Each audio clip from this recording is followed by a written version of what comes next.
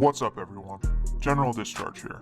If this is your first time with us, our voices are disguised so we can give you information on just about anything without being detected. Today's video is part 2 of discussing the United States Marine Corps Officer Candidates School, otherwise known as OCS, where most Marine officers earn their commission. If you haven't seen part 1, we recommend you go and watch that first, as we give a decent overview of everything that goes on in the course. We'll leave a card for you on the screen, and the link is also in the description. In this part, we're going to be covering how to get into OCS, what the different types of OCS classes are, and what happens after graduation.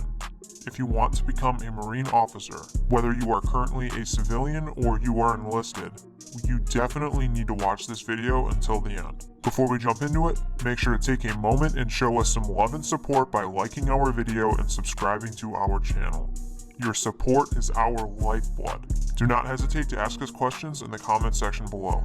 We check everything. Alright, so in part 1, we introduced to you that there are 2 different classes in Marine Corps OCS, OCC and PLC.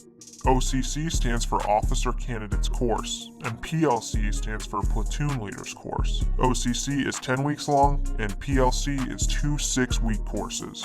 You're probably wondering what the differences are, so we're about to tell you.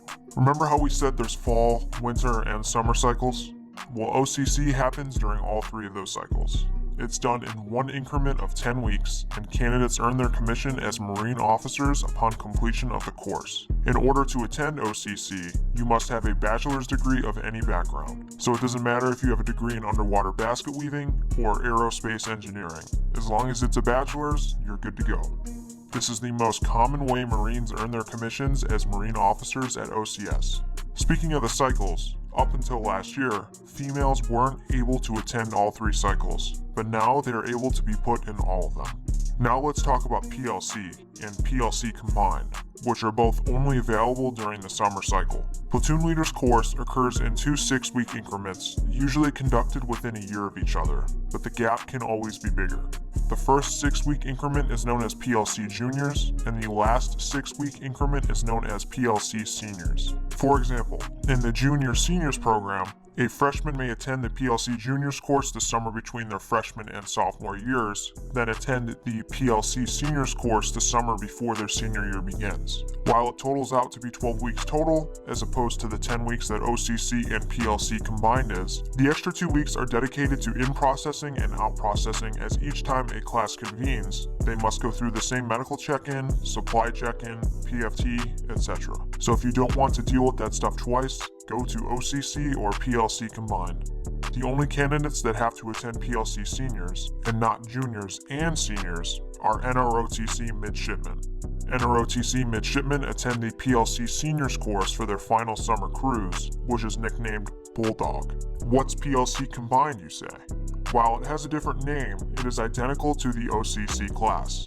The main difference here is that juniors in college can complete PLC combined the summer before their senior year, go back to college to finish their last year, and then receive their commission once they have their degree conferred.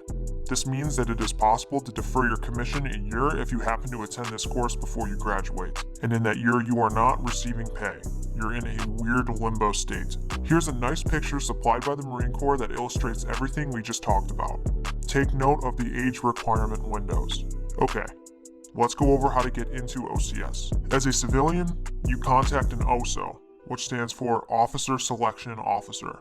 Your OSO will serve as your mentor and will facilitate you with getting to OCS. Upon completing an interview, the OSO will determine if you are able to go on to the next steps.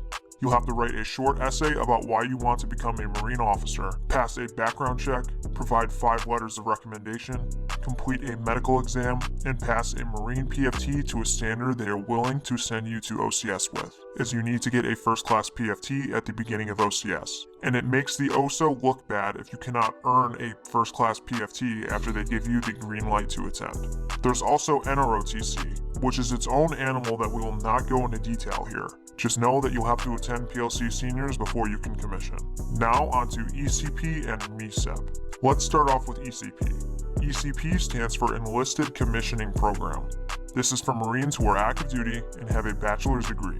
Upon being accepted, they will attend OCS, and if they don't make it, they go back to their unit. The requirements for ECP are: be at pay grade E3 or above, 1 year time in service, 1 year left on your contract, and be between the ages of 20 and 35. So if you want to try being an enlisted Marine first, despite you having a degree, you can enlist, and after a year, you can submit for ECP. Now on to MECEP. MECEP stands for Marine Corps Enlisted Commissioning Education Program. Like ECP, you must be an active duty Marine.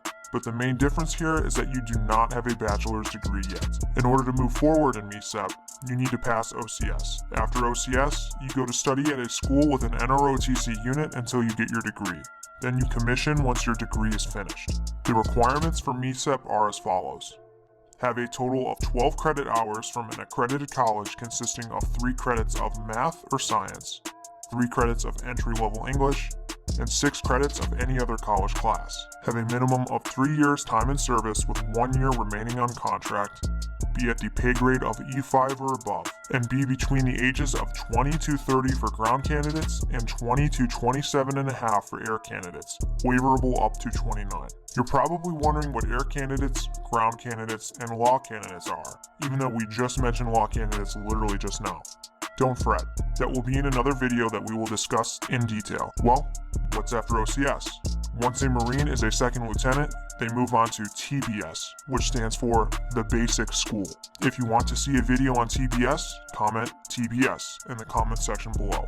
Well, that is the down and dirty of part 2 of the United States Marine Corps OCS. If you learned something from this video, make sure to give us a like and subscribe to our channel. As always, thank you for watching. What would you like to see next? All your friends are subscribing to General Discharge, and you don't even want to be here.